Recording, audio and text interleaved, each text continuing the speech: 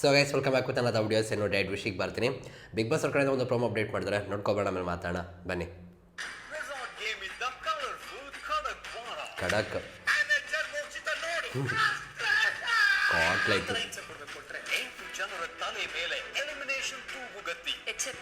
ಅರೆಚ್ಕೊಳ್ರು ಯಾರು ಹೋಗ್ಬೇಕು ಗೈಸ್?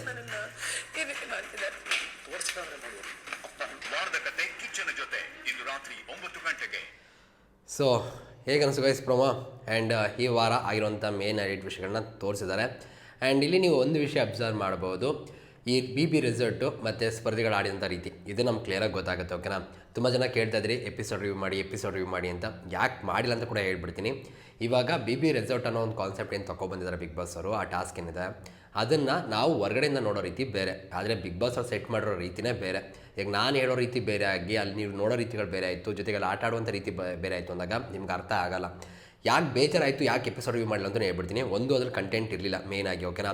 ಇಲ್ಲಿ ಇನ್ನೊಂದು ವಿಷಯ ಏನಪ್ಪ ಅಂದರೆ ಅವರು ಅಂದರೆ BBK ಟೀಮ್ ಅವ್ರು ಏನಿದ್ದಾರೆ ಆ ರೂಲ್ಸ್ ಮತ್ತು ಅದೇನು ಒಂದು ಕಾನ್ಸೆಪ್ಟ್ ತೊಗೊಂಡಿದ್ದಾರೆ ನನಗೆ ಸ್ವಲ್ಪ ಕೂಡ ಇಷ್ಟ ಆಗಿಲ್ಲ. ಕಾರಣ ಹೇಳ್ಬಿಡ್ತೀನಿ.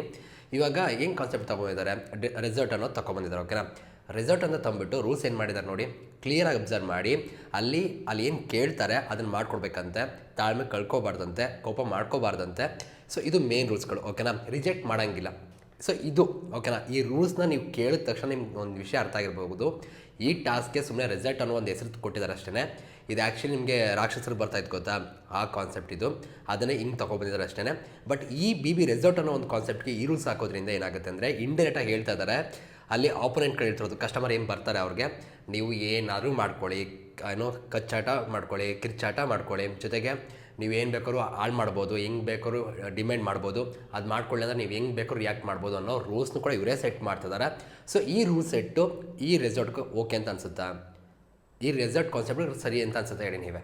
ನನಗೆ ಸರಿ ಅಂತ ಅನ್ನಿಸ್ತಿಲ್ಲ. ಕಾರಣ ಅಂದರೆ ಅಲ್ಲಿರುವಂಥ ರೆಸಾರ್ಟ್ ಕಾನ್ಸೆಪ್ಟು ಇದು ಕಾನ್ಸೆಪ್ಟ್ಗೆ ಈ ರೂಲ್ಸ್ ಅಲ್ವೇ ಅಲ್ಲ.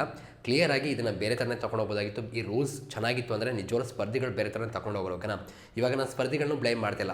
ಯಾಕೆಂದರೆ ಅಲ್ಲಿರುವಂಥ ಸ್ಪರ್ಧಿಗಳು ಆ ರೂಲ್ಸ್ಗಳನ್ನ ನೋಡ್ತಾರೆ. ಸೊ ಆ ರೂಲ್ಸ್ ತಕ್ಕಂತೆ ಆಟಾಡ್ತಾರೆ. ಈಗ ಮಂಚಣ್ಣ ಅಷ್ಟೆಲ್ಲ ಯಾಕೆ ಮಾಡ್ರು ಅಂದರೆ ಆ ರೂಲ್ಸ್ಗಳು ಓದಿನೇ ಮಾಡಿದಂಥದ್ದು. ಅಲ್ಲಿ ಆ ಕಡೆ ರಜತ್ ಆಗ್ಬೋದು, ತ್ರಿವಿಕ್ರಮ್ ಆಗ್ಬೋದು, ಬೇರೆ ಎಲ್ಲರೂ ಯಾಕೆ ಹಂಗೆ ಮಾಡ್ರು ಅಂದರೆ ಆ ರೂಲ್ಸ್ಗಳು ನೋಡೇ ಮಾಡಿದಂಥದ್ದು. ಸೊ ಇಲ್ಲಿ ನಾವು ಸ್ಪರ್ಧಿಗಳನ್ನ ಬ್ಲೇಮ್ ಮಾಡೋದ್ರಲ್ಲಿ ಯಾವುದೇ ಅರ್ಥನೇ ಇಲ್ಲ.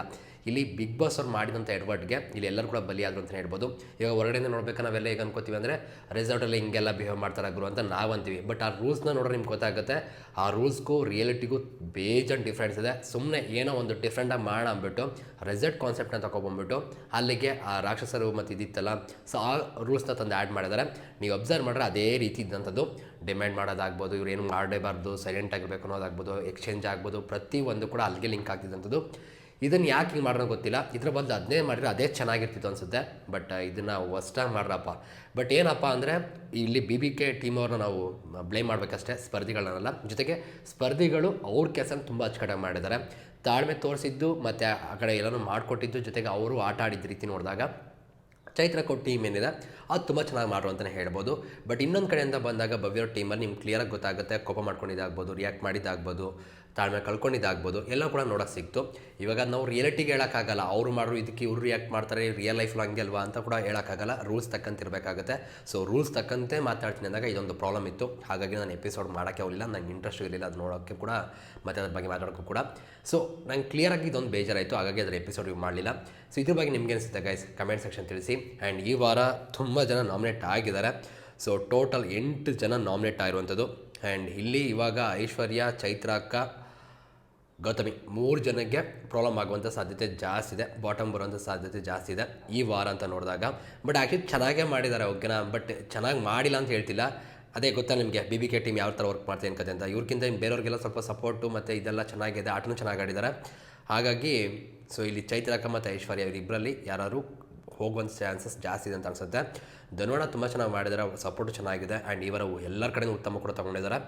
ಸೊ ಡೌಟು ಹನುಮಂತಣ್ಣನ ಏನಾದರೂ ಅವ್ರ ಕಾನ್ಫಿಡೆನ್ಸ್ ಕುಗ್ಸೋದಕ್ಕೆ ಅಥವಾ ಏನಾದ್ರು ಮಾಡೋದಕ್ಕೆ ಅವ್ರನ್ನ ತಿರ್ಗಾ ಬಾಟಮ್ ಏನಾದ್ರು ತೊಗೊಬರ್ತಾರೆ, ಏನು ಕತೆ ಕಾದು ನೋಡಬೇಕು. ಹೋದ್ವಾರ ಕೂಡ ಸುಮ್ಮನೆ ಸಿಲ್ಲಿ ರೀಸನ್ಗೆ ಸ್ವಲ್ಪ ಜಾಸ್ತಿ ಮಾತಾಡ್ದಂಗಾಯಿತು, ಕ್ಲಾಸ್ ತೊಗೊಂಡಂಗಾಯಿತು. ಸೊ ಹಾಗಾಗಿ ನೋಡುವ ಏನು ಮಾಡ್ತಾರೆ ಅಂತ. ಒಟ್ಟಿನಲ್ಲಿ ಈ ಕಾನ್ಸೆಪ್ಟ್ ಚೆನ್ನಾಗಿರಲಿಲ್ಲ ಗುರು. ಕಾನ್ಸೆಪ್ಟ್ ತಕ್ಕಂಥ ರೂಲ್ಸ್ ಇರಲಿಲ್ಲ. ಕಾನ್ಸೆಪ್ಟ್ ತಕ್ಕಂತೆ ರೂಲ್ಸ್ ಇದ್ದಿದ್ರೆ ಐ ಥಿಂಕ್ ಇನ್ನೂ ಸಕ್ಕತ್ತಾಗಿರ್ತಿತ್ತು. ಅಲ್ಲಿರೋಂಥ ಸ್ಪರ್ಧೆಗಳು ಇನ್ನೂ ಎಂಜಾಯ್ ಮಾಡ್ತಿದ್ರು. ಬಟ್ ಇಲ್ಲಿ ಇಂಡೈರೆಕ್ಟಾಗಿ ಬಿಗ್ ಬಾಸ್ ಅವರೇ ನೀವು ಜಗಳ ಮಾಡಿ ಕಚ್ಚಾಡಿ ಅಂದ್ಕೊಂಡೆ ಪ್ರೊವೋಕ್ ಮಾಡ್ದಂಗಿತ್ತು ರೂಲ್ಸ್ಗಳು ಕೊಟ್ಬಿಟ್ಟು. ಸೊ ಅದೇ ರಿಯಾಲಿಟಿ. ಸೊ ಇದೆಲ್ಲ ನೋಡಿದ್ಮೇಲೆ ನಿಮ್ಗೆ ಅನಿಸುತ್ತೆ ಗೈಸ್, ಕಮೆಂಟ್ ಸೆಕ್ಷನ್ ತಿಳಿಸಿ. ಸಿಗೋಣ ಮತ್ತೆ. Thank you guys, love you guys, bye.